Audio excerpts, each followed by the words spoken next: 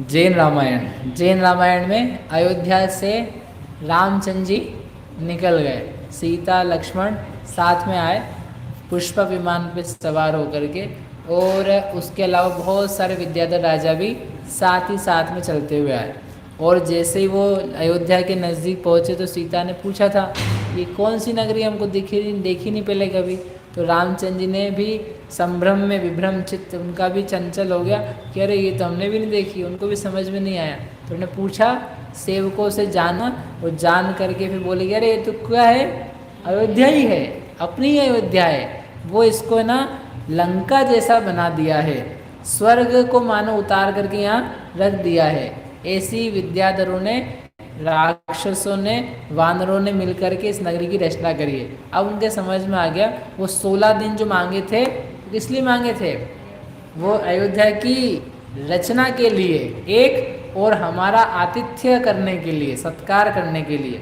तो उधर का भी काम हो गया और इधर का भी हो गया। ऐसा जब वो नज़दीक में आ गए और जब विमान आया अयोध्या नगरी के पास, सारे नगरी के लोग उसको देख करके क्षुब्ध हो गए, अरे क्या है, अरे क्या है। क्योंकि विमान यहाँ थोड़ी ना चलते थे, विमान चलते विद्याधरों के पास, तो उनके एरिया में चलते रहते हैं। तो कोई व्यक्ति पहली बार देखे या कभी कभी देखे, वो भी पुष्पक विमान रावण का विशाल, तो उसको देख करके उनको बड़ा आश्चर्य, शुद्धता आ गई और सब बड़े आश्चर्यचकित हो गए। और जब वो थोड़ा थोड़ा नीचे उतरे, और जब वो भरत राजा थे वो भी अपने राजमहल से निकल करके हाथी पर बैठ करके इनसे मिलने के लिए बाहर निकले। जब देखा राम लक्ष्मण ने कि वो क्या हो रहा है, आ रहा है, तो उन्होंने अपना विमान नीचे उतारा, नीचे उतार करके उससे मिलने के लिए बाहर निकले। भरत ने भी जब देखा कि रामचंद्र जी सामने नीचे खड़े हैं, तो वो भी अपने हाथी से उतर करके पैदल चले और जा करके उन दोनों के पास गए और उनके पैर लगे, और दोनों ने आलिंगन करके गले मिल करके एक दूसरे की कुशल क्षेम, उन दोनों के आंसू आंसू झपक के बह गए। इतने वर्षों बाद उन्होंने भाई को देखा था। ये चारों भाई में प्रेम परस्पर इसने बहुत गाढ़ा था। भरत तो चाहते भी नहीं थे कि ये ना जाएं, और जब चले गए थे तो मनाने के लिए आगे भी गए थे, और वो चाहते ही थे कि रामचंद्र जी की सेवा में हम रहें, लेकिन फिर भी प्रति का कुछ नहीं हो। तो जैसे वो मिले तो उनके हर्ष के मिलन के बाद के जो आंसू होते हैं, उनके बहुत आंसू निकल रहे। रामचंद्र जी भी अपने आप को रोक नहीं पाए, उनके भी अश्रु निकले, हर्ष अश्रु। और लक्ष्मण से मिले तीनों भाई, मतलब अनेक देर तक तो वो गले ही मिलते रहे।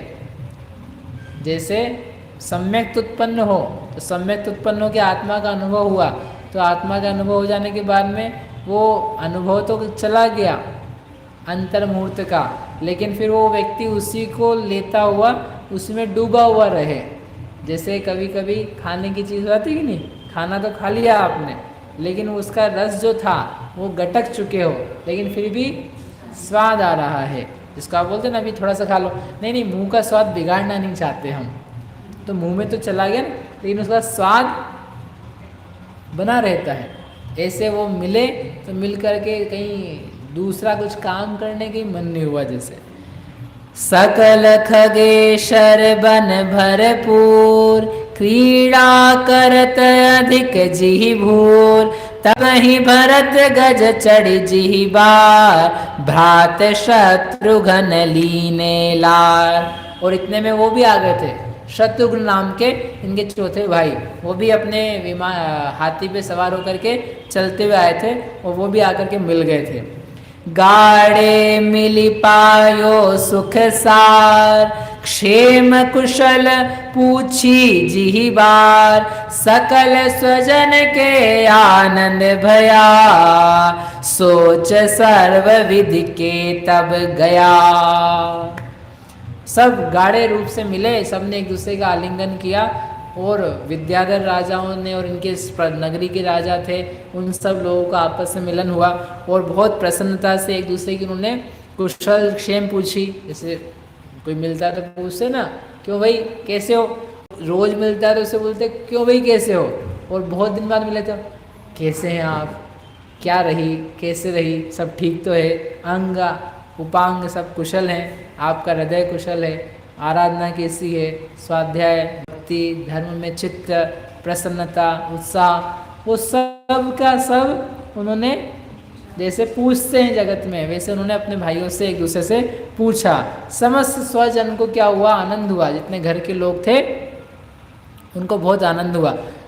शत्रुघ्न थे, शत्रुघ्न ने उनकी पूजा करी ने उनकी स्तुति करी, वंदना करी, उनको आदर दिया और बहुत बहुमूल्य सामान दिए।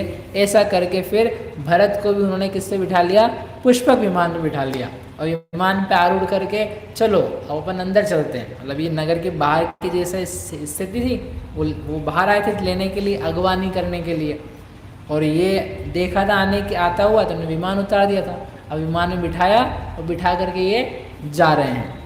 भरत शत्रुघ्न भात जुत सीता राम नरेश, बैठे एक विमान में निज निज और महेश। तो ये सब घर के लोग पुष्पक विमान में आ गए। भरत शत्रुघ्न राम लक्ष्मण विशल्या सीता और जो मुख्य रानियां थी लक्ष्मण के साथ में, तो वो सब एक विमान पे आकर के अब अपने अयोध्या नगरी के मेन जो राजभवन है उस तरफ जाने के लिए उद्यत हुए। और जब ये जा रहे थे तो पूरी नगरी में क्या है, सजावट तो थी, बाजे बज रहे थे, दुंदुभियाँ बज रही थी, शंख फूके जा रहे थे, भेरियाँ बज रही थी, पटह, ताल, शंख, सितार, आपकी भाषा में नाना प्रकार के वाद्य, सिंतूर, सितार क्या बोलते, गिटार, कैसियो, पेटी, ढोलक, तबला, तुरही, पटह, ये जितने बाजे थे लाखों की संख्या में, उन सब की ध्वनि मिश्रित हो रही थी। उसका पूरा वर्णन दिया आचार्य भगवान ने। वादेत्र बहु विनोद जुत चाले पुर में राय, तबे नगर के नारी नर लखत झरोखे आए। और जब ये अंदर आ रहे थे तो सब इस प्रकार के वादित्र बाजे और गीत संगीत और नाचने वाले आगे आगे, भांड समझते, भांड और चारण जो स्तुति गाते हैं, विरदावली का बखान करते हैं, वंशावली को कहते हैं, क्या क्या कार्य किया और ये कितने महान हैं, ऐसे जिनका गाने का ही काम रहता है। क्या गाना, गाना नहीं, स्तुति करना। स्तुति का अर्थ भले वो जाने कि नहीं जाने, उनको बस गाना है, उनको बोलते हैं भांड। ये एक फंक्शन होता है, भांड चारण जन। सुबह राजा लोग उठते थे तो राजा लोग उठते ही काहे से थे, चारणों की स्तुति से, कि ये गाएंगे हमारे राजा कितने महान हैं, हमारे राजा का बल कितना उत्तम है, वो भगवान के भक्त हैं, वो प्रजा वत्सल हैं। अब चाहे प्रजा भक्षक हो फिर भी प्रजा वत्सल। अब लेकिन उसका तो काम है गाने का, उसको पैसे मिलते हैं उसके। ऐसे कहीं ऐसा तो नहीं हो रहा अपन भी एक क्या बन गए हैं, भांड बन गए हैं। अपन कैसे भांड बनेंगे, है भगवान की स्तुति समझ करके अपने हित के लिए की जा रही है, कि जो लिखा है उसको भगवान को आकर के बाँच देते हैं। हे भगवान, आपका बहुमान ऐसा है, त्रिलोक को आप जानते हैं, वीतराग हैं, सर्वज्ञ हैं, सकल के ज्ञायक हैं, तदपि निजान रसलीन है, आप अनुपम हैं, अद्भुत हैं, सब बोले जा रहे हैं। और मालूम पड़ा वहाँ चैतन्य विहार आना था तो चैतन्य विकार था लिखा हुआ, आप चैतन्य विकार हैं, वो भी पढ़ दो, क्या फर्क पड़ता है। आपने कर्म का हरण की जगह हो गया उसमें शरण, आपने कर्म का शरण प्राप्त किया है। तो भांड के जैसे अपन पढ़ रहे हैं कि अपन वास्तव में स्नेह से, भक्ति से, बुद्धिमानी से युक्त होकर के पढ़ रहे हैं, ये अपने अपने जांच लेना चाहिए। तो वो सब बंदी जन बहुथुति करत, चले अगोने जात, गज घोटक रथ आदिते, पंथ कहूँ नहीं पात। ओ बंदीजन है वही चारण भाट वगैरह, उनके नाम बंदीजन भी होता है। वो आगे आगे चलते हुए विरदावली का बखान करते जा रहे थे, और घोड़ा, हाथी, रथ, ये सब भर गए थे लाखों की संख्या में, जिससे पंथ रास्ते नहीं दिख रहा था, किधर जाना है किधर नहीं जाना है। और ऐसी परम शोभा के साथ में वहाँ पर रत्न पहुप वर्षाय के, जय जय शब्द कहाय, नभते अरुणाचे घणे, हाव भाव अधिकाय। जैसे पुष्प वृष्टि होती ना, तो वह रत्न वृष्टि कर रहे थे, कोई गंधोदक वृष्टि कर रहे थे, कोई सुगंधित जल छोड़ रहे थे, अलग अलग प्रकार के अयोध्या के वासी और उसके अलावा विद्याधर भी ऊपर से इनका स्वागत करते हुए चले जा रहे थे। मतलब आप सोचो अपना स्वागत क्या होगा। आप बारात का स्वागत करते कि नहीं, वो बारात का स्वागत क्या होगा। तुम्हारे 150 लोगों का, अरे 1000 लाख भी हो तब भी रामचंद्र जी जैसा सम्मान, महापुरुषों को जो सम्मान मिलता है वो सम्मान आप कहाँ करोगे। वो तो आप करवाते हो, इन्होंने करवाया नहीं है। हम आ रहे हैं, इतना बस खबर भेजिए, माताएं दुखी ना हो, हम बस आने वाले हैं। और अपने आप उनके सम्मान में, उनके स्नेह में, उनके पुण्य से, क्यों जी कितना काम हो गया। आपने तो अपने बेटे का शादी का प्रोसेशन का स्वागत कराना हो तो पहले वो लड़की वाले से पूरी बात करनी पड़ती है। आप कहाँ कहाँ सम्मान कराओगे, स्वागत कराओगे, कितनी बार कराओगे, कितने लोग आएंगे। नहीं 2 बार में काम नहीं चलेगा, आप 3री बार कराना पड़ेगा। क्यों जी, तो अपन तो करवाते हैं चला चला करके, और वो हो रहा है, हो रहा है, हो रहा है। फिर भी कंखा मणा गदस्य उदयस्तण को बदेणाणी, जो ज्ञानी जीव है वो उसकी कांक्षा नहीं करता है।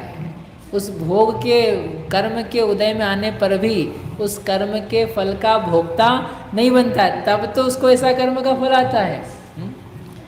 नृत्य करे बहु नर्तकी, गाजे हरि गजराय, मही सकल कंपाय है, कहे शब्द गणबाज। और बहुत सारी नर्तकियाँ उस प्रोसेशन में, उस सम्मान समारोह में, उनके आगमन के समारोह में नृत्य कर रहे थे। और उनके नृत्य के कारण से इतने लोग नृत्य कर रहे थे, नर्तकियाँ वगैरह, कि धरती क्या हो रही थी, कंपित हो रही थी। मतलब जगह नहीं मिल रही है देखने के लिए, चलने के लिए। रत्न बरस रहे हैं, लोग घर भर चुके हैं रत्नों से, किसी को कुछ सामान नहीं चाहिए है, और सब जगह हर्ष का, उल्लास का वातावरण है। सोचो आप कैसा लगता होगा। आप उस समय अयोध्या में होते आपको कैसा लगता। ऐसे विभव सहित रघुराय, राजद्वार पहुँचे तब जाय, आई तब दशरथ की जोय, पुत्र दूर ते लखि सुख होय। इस प्रकार से राम लक्ष्मण ने इंद्र के समान उस अयोध्या नगरी रूपी स्वर्ग में प्रवेश किया। उस समय जो शोभा हो रही थी वो उसका वर्णन करने के लिए आचार्य कहते हैं कौन शक्य, कैसे वर्णन किया जाए। और रास्ते में जब जा रहे थे तो सभी लोग उनको आशीर्वाद दे रहे थे, समृद्धिमान हो, जय हो आपकी, बढ़ते रहो, दूधो नाओ, पूतो फलो, दिन दोगनी रात चौगनी उन्नति करो। जिसको जैसा प्रेम था, जैसे बात थी, वो बातें कहे जा रहा था। ऐसा करके दोनों भाइयों ने जब नगर में प्रवेश किया, राजमहल में प्रवेश करने के पहले सब लोगों की निगाहें कहाँ पर आके टिक गई थी, झरोखों में, गलियारों में, सड़कों पर किस प्रकार से देख लें। और सब में बातें चल रही थी। क्या बातें, ओहो हो देखो देखो हमारे स्वामी, हमारे प्रजा भक्त, प्रजावत्सल, प्रिय, न्याय प्रिय, नीतिवान राजा रामचंद्र जी आ गए हैं। देखो कितने सुंदर हैं, देखो इतने कितने बलिष्ठ हैं। ये वही हैं कि जिन्होंने रावण से युद्ध किया। देखो इनके साथ में इनकी प्राण से ही प्यारी, शीलवती, आज्ञा अनुसारिणी चलने वाली सीता नाम की पत्नी है। ये कितनी भाग्यशाली है। इसका पति ऐसा सुंदर है, इतना बलवान है, जिसने अपनी जान की परवाह ना करके भी अपना पत्नी को प्राप्त करने के लिए युद्ध लड़ा। ऐसी पति मिलना मिलती ही नहीं है। बोले छूट रही है, छूटने दो, क्यों छूट जाए तो अच्छी, जाने दो, एक से दूसरी ले आएंगे अपन। ऐसे सोचने वाले पति हैं लोग। बोले देखो कितनी अच्छी इसका भाग्य है। ऐसा ये वही राम है जिन्होंने सुग्रीव की आकृति वाले जो सुतारा का पति बनना चाहता था, वह साहस गति विद्याधर को मारा था। ये वही लक्ष्मण है, अलग अलग सब बातें कर रहे थे, ये वही लक्ष्मण है जिसने 3 खंड के अधिपति, वो दुष्ट पर लंपटी पर स्त्री का चोरी करने वाला वो जो रावण नाम का व्यक्ति था महाबलशाली, उसको युद्ध में अपने चक्र के द्वारा मार दिया, जिसे नारायण पद की प्राप्ति हुई है। यही भी अपने राजा कौन है? लक्ष्मण है। ओ ये भामंडल है, रावण सीता का भाई, जिसने युद्ध में मदद करी थी रामचंद्र जी की, उनकी खबर पाते से चला आया था। यह श्रीशैल है, यह हनुमान है जिन्होंने लंका जाकर के उत्पात मचाया था, राम जी के लिए ला करके खबर दी थी। यह अंगद है जिसने वहाँ जाकर के रावण को क्षुब्ध करने का प्रयास किया था। ये सुग्रीव है जिन्होंने राम की तरफ से लोहा लिया, राम को अपना प्रीति प्राप्त कराई, राम से स्नेह इनका हुआ। ये विभीषण है जो रावण का भाई है, महाबलवान है, जिसने न्याय के लिए अपने भाई को छोड़ दिया। ऐसे सब जगह मतलब अलग अलग जगह क्या चल रही थी? बातें चल रही थी। यदि अपन देखते हैं कोई बड़ा बात करते हैं, ये कौन है, ये कौन है, ये कौन है, क्यों वो कौन है, वो अलग सा चमक रहा है, ये जिसके ऊपर छत्र ज़्यादा फेरे जा रहे हैं, जिसके चमर बिल्कुल चंद्रमा के समान कांतिवान है, ये कौन कौन लोग हैं? तो वो लोग तो सब पहली बार देख रहे थे, लेकिन पहचान से, वानर चिन्ह से, उनकी ध्वजाओं से, उनके नाम आदि के उच्चारण से, बंदी जनों के गान से सबका उनको परिचय होता जा रहा था। ऐसे सब लोगों के साथ में वे लोग आगे गए और आगे जाके राजमहल के द्वार पे पहुँचे और वहाँ पहुँच करके देखते हैं सबसे पहले वहाँ मिलने के लिए कौन खड़ा हुआ था? राजमाताएं, सुकौशल्या, कौशल्या, केकया और सुप्रभा, चारों रानियां जो थी, माताएं थी, वो माताएं वहाँ पर थी। देखते से ही उनको हृदय में शोक, व्यग्रता जो इतने दिनों की थी अब सामने ही दिखने लग गए, एकदम बेचैन हो गई, उनके आंखों से अश्रु बहने लगे, उनके स्तनों से अपने आप वात्सल्य से दूध झरने लगा। और उन लोगों ने भी नज़दीक जाके विमान उतार करके माताओं के चरण स्पर्श किए, माताओं से मिले और सब लोगों ने कुशल क्षेम पूछी। तब नभ ते रघुपति उतर्यो, माता का चरणा जब पर्यो, पुनि पुनि मिले आनंद उपाय, सीता सास तणे क्रमिनाय। और माताओं को देखते से ही वो सब लोग प्रसन्न हो गए थे। उन्होंने माताओं के चरण छुए, चरण को नमस्कार किया और हजारों कल्याणकारी आशीर्वाद देती हुई उनकी माताओं ने उनका स्नेहपूर्ण आलिंगन किया।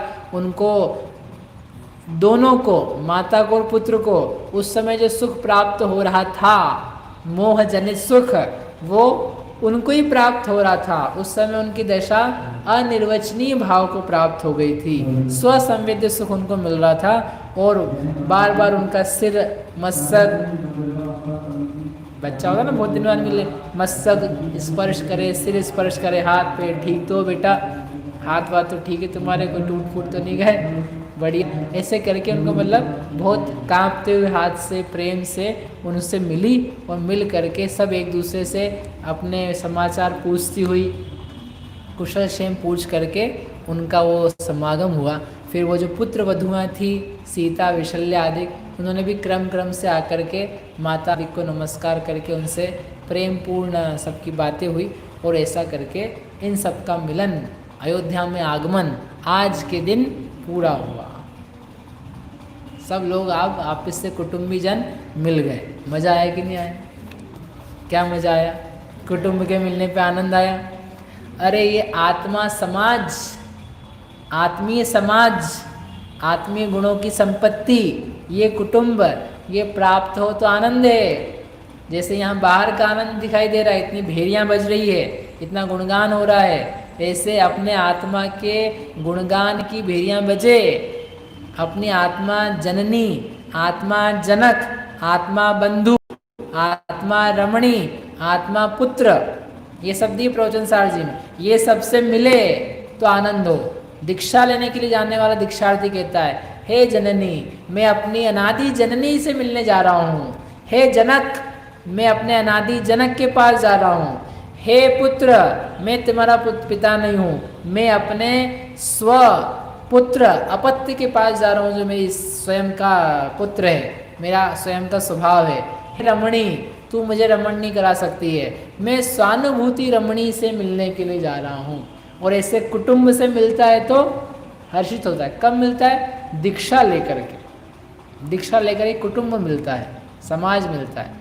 तात मात भाई पिता बंधु, कौन? ये निज आत्मा। धर्म सुख देत जिमि तात माता सही, जान इमे धर्म दश धा जजो शिव मही। पढ़ते आप पूजा में पढ़ी होगी। धर्म सुख देता है तात के समान, मात के समान, भाई के समान, बंधु के समान। इसलिए इसी की हम पूजा करते हैं, इसी को प्राप्त करना चाहते हैं। ऐसा जान करके कुटुंब का मिलन तो हो गया, अब मोह को छोड़ करके अपने निज कुटुंब को हम प्राप्त करें, ऐसी मंगल भावना से।